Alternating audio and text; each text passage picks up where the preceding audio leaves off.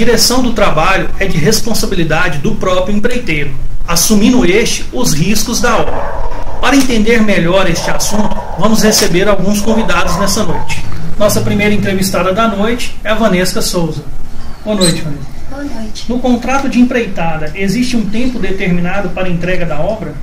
No contrato de empreitada, não importa o rigor do tempo de duração da obra. O objeto não é a simples prestação de serviço, mas a obra em si.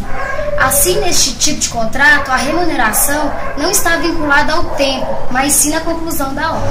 Vanessa, qual a diferença do contrato de empreitada para o contrato de prestação de serviço? A diferença entre os dois é o objeto do contrato.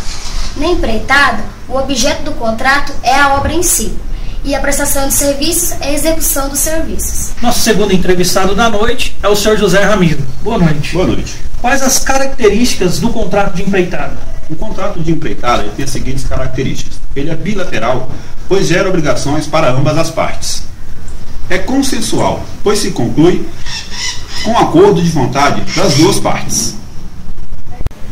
E não solene, não havendo formalidades específicas na sua contratação.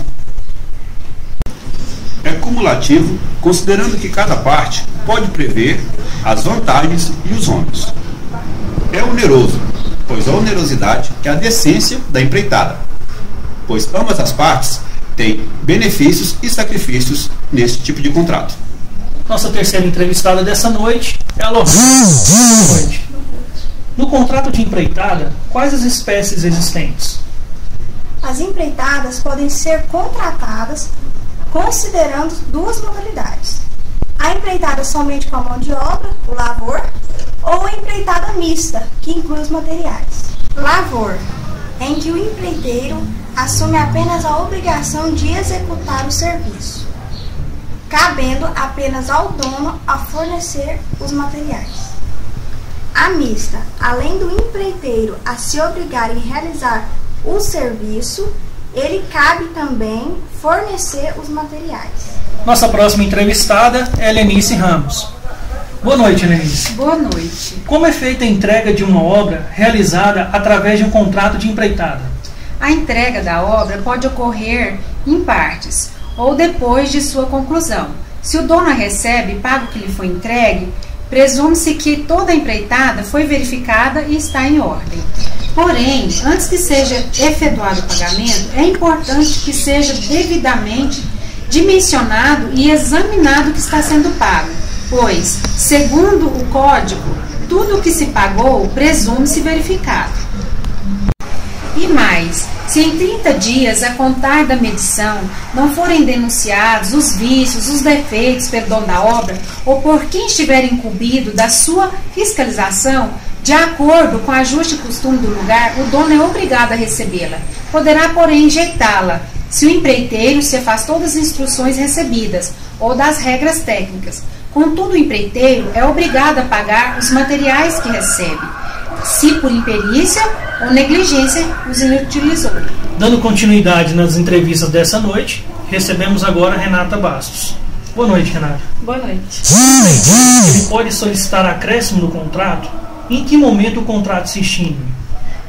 O empreiteiro ele não poderá exigir acréscimo depois de salvo o contrato, a não ser que sejam instruções escritas do dono da obra, aí ele será obrigado a pagar. A extinção do contrato ocorre pelo seu cumprimento e pode resolver-se se um deles não cumpre uma cláusula desse contrato. Não extingue o contrato de empreitada pela morte de um deles, salvo se ajustado em consideração as qualidades pessoais do empreiteiro.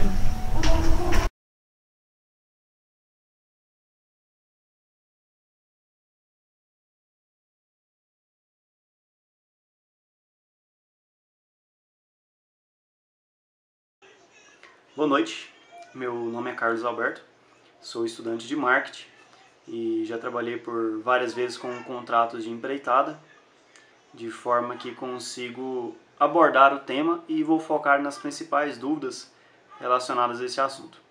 Um contrato de trabalho que deixa evidente as responsabilidades do contratante e contratado é fundamental para garantir a segurança entre ambas as partes. Um contrato simples, mas eficaz.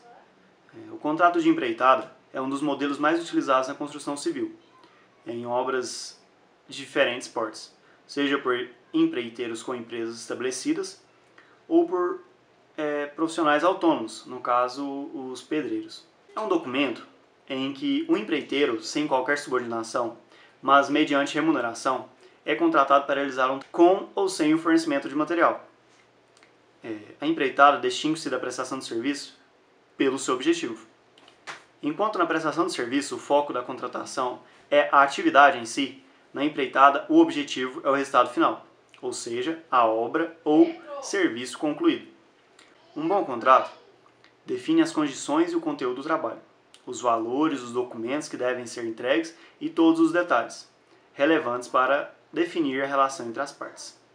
Diferencia-se do contrato de trabalho dos empregados da construção civil, por exemplo. Na medida em que a empreitada não há subordinação, e sim autonomia na prestação de serviços, enquanto na relação de trabalho verifica-se como principal elemento a subordinação.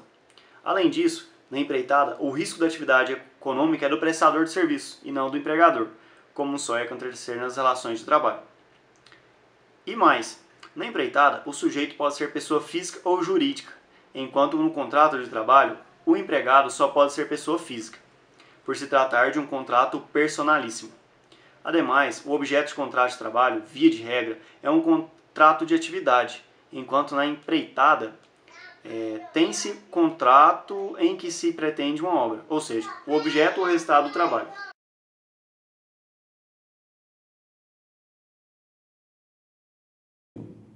O artigo 618 do Código Civil determina que, pelo prazo de 5 anos, o construtor responde pela solidez e segurança da obra, né?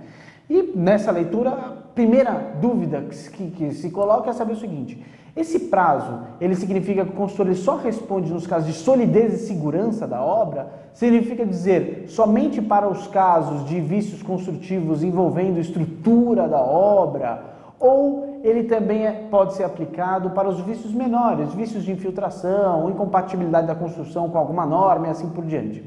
Bom, nessa primeira problemática, a doutrina e a jurisprudência já estão pacíficas há um certo tempo.